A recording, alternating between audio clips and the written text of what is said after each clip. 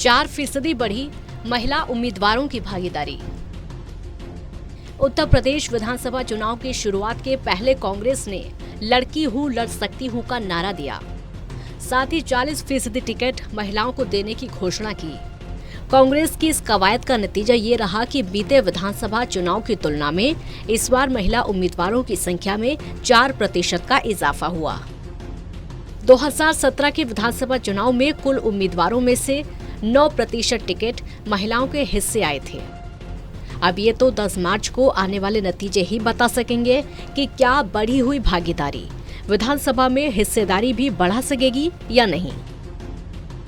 ADR के आंकड़ों के मुताबिक 2017 में 445 महिला प्रत्याशी चुनावी मैदान में थी, जबकि 403 विधानसभा सीटों पर कुल 4,823 उम्मीदवार चुनावी मैदान में थे। 2017 में हुए विधानसभा चुनाव में कुल 560 महिला उम्मीदवार चुनावी मैदान में हैं, जबकि इस बार कुल 4,442 दावेदार चुनावी मैदान में अपनी किस्मत आजमा रहे हैं। पिछली बार 41 महिलाएं बनी थी विधायक। पिछली बार चुनावी मैदान में रही 445 महिला प्रत्याशियों में से 41 विजयी होकर विधानसभा पहुंची थीं।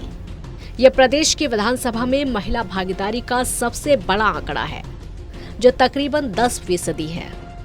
इनमें 35 भाजपा के सिंबल पर, जबकि बसपा और कांग्रेस के निशान पर 2-2 महिला उम्मीदवारों ने चुनावी मैदान में फतेह पाई थी। अपना दल और सपा के सिंबल पर एक प्रत्याशी जीतकर विधानसभा पहुंची थी। 2012 में यानी 16वीं विधानसभा में 35 महिलाएं विधायक चुनकर आई थीं, जो कि उस समय का रिकॉर्ड था। कांग्रेस ने 155 और बीजेपी ने 45 टिकट दिए महिलाओं को। इस बार कांग्रेस ने 155 और बीजेपी ने 45 टिकट महिलाओं को दिए। सपा ने 42 और बसपा ने 37 उम्मीदवार उतारे हैं। 98 निर्दलीय उम्मीदवार चुनावी मैदान में थे। इसके अलावा आप से 30, आजाद समाज पार्टी से 6, AIMIM से 5, सुभाषपा से 1, अपना दल से 3, RLD से 2 और अन्य दलों से 136 महिला प्रत्याशी चुनावी मैदान में हैं। महिला अत्याचार के आरोपी भी चुनावी मैदान में। चुनावी मैदान में केवल महिला उम्मीदवार ही नहीं हैं, बल्कि महिला उम्मीदवार मामलों के आरोपी भी चुनावी मैदान में किस्मत आजमा रहे हैं। उम्मीदवारों ने अपने शपथ पत्र में इसका जिक्र किया है। शपथ पत्रों के आधार पर 69 प्रत्याशियों ने अपने ऊपर महिलाओं पर अत्याचार से संबंधित मामले घोषित किए हैं।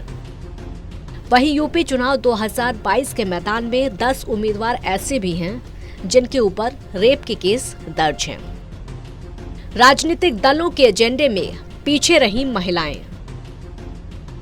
बातें महिला सुरक्षा को लेकर उनको लाभकारी योजनाओं के एजेंडे में रखने की भले ही होती हैं, लेकिन अगर राजनीतिक सहभागिता की नजर से देखा जाए तो हर राजनीतिक दल इसमें पीछे ही रहा। इस बार भी अगर महिला प्रत्याशियों की संख्या में इजाफा दिखाई दे रहा है तो उसकी बड़ी वजह कांग्रेस का बड़ी संख्या में टिकट बांटना है। इसके अलावा अन्य राजनीतिक दलों की बात करें तो आधी आबादी को महज 8 से 11% के बीच ही भागीदारी देना चाहते हैं। यूपी से ही थी देश की पहली महिला सीएम। देश के किसी प्रदेश की पहली महिला सीएम उत्तर प्रदेश से ही थी। सुचेता कृपलानी के नाम ये उपलब्धि दर्ज है। वो 2 अक्टूबर 1963 से 13 मार्च 1967 तक मुख्यमंत्री रहीं। उनके अलावा मायावती ही प्रदेश की मुख्यमंत्री रहीं।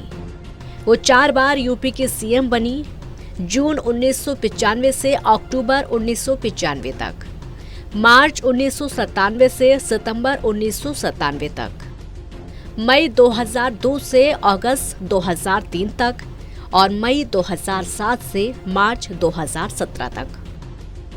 प्रदेश की राजनीति में सक्रिय महिला नेता मायावती, प्रियंका गांधी, डिंपल यादव, अनुप्रिया पटेल, रीता बहुगुणा जोशी, आराधना मिश्रा, अदिति सिंह, संघमित्रा मौर्य, पल्लवी पटेल, गीता शाक्य, बेबी रानी मौर्य। पितृसत्तात्मक सोच से नहीं निकला समाज। हालांकि भारतीय राजनीति में सभी महिलाओं की स्थिति बेहद संतोषजनक है। राजनीति में पर्याप्त महिलाएं अभी भी शामिल नहीं हो सकी। समाज शास्त्रियों का कहना है कि 21वीं सदी में भी समाज पितृसत्तात्मक सोच से बाहर नहीं आ पाया है। वो महिलाओं को आज भी सब कुछ तो दे सकता है, लेकिन सत्ता की हनक नहीं देना चाहता। इसका समाधान यही है कि महिलाओं को अपने हक के लिए खुद आगे बढ़ना होगा। आर्थिक तौर पर सशक्त महिला ही समाज में अपने फैसले के लिए लोगों को बाध्य कर सकती है। ये बात भारतीय राजनीति में महिलाओं की हैसियत को लेकर भी सटीक बैठती है। अन्य देशों की तुलना में कम महिला सांसद। पहले लोकसभा में 24 महिलाएं थीं, जो कुल उम्मीदवारों का 5% है। 16वीं लोकसभा में 66 महिलाएं थीं, जो कुल उम्मीदवारों का 12% रहा। 2019 के लोकसभा चुनाव में ये आंकड़ा महज 14% पर पहुंचा है। हालांकि महिला सांसदों का प्रतिशत पिछले कुछ वर्षों में बढ़ा है, लेकिन कुछ देशों की तुलना में ये अभी भी कम है। रवांडा में ये संख्या 62%, दक्षिण अफ्रीका में 43%, ब्रिटेन में 32%, अमेरिका में 24% और बांग्लादेश में 21% है। माना जाता है कि राजनीति में महिलाओं की नेतृत्व क्षमता अभी भी सर्वस्वीकार्य नहीं है और अक्सर पुरुष रिश्तेदारों के हस्तक्षेप के कारण कई सवाल उठाए जाते हैं।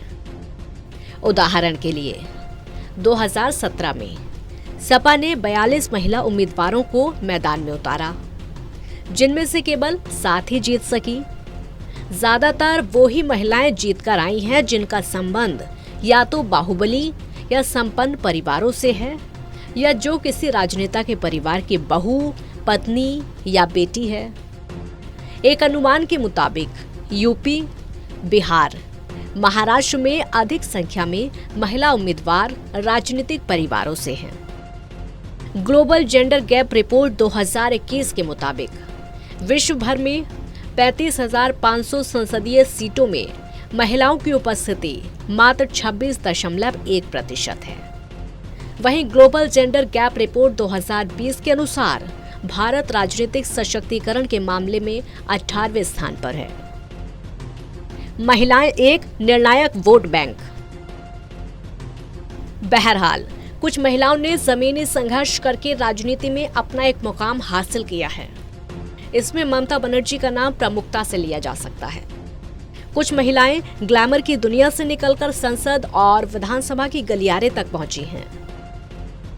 लेकिन कई महिला नेता ऐसी हैं जो जमीनी स्तर पर संघर्ष कर रही हैं और कई नए चेहरे अपनी जमीन तलाश रहे हैं। तो वहीं इस बार के प्रदेश में पिछले 5 साल के दौरान विधानसभा चुनावों में महिलाओं की चुनावी हिस्सेदारी में करीब 4% का इजाफा हुआ है। ऐसे में सवाल उठ रहा है कि क्या इस हिसाब से सत्ता में उनकी हिस्सेदारी भी और बढ़ेगी या नहीं। Special desk, total news.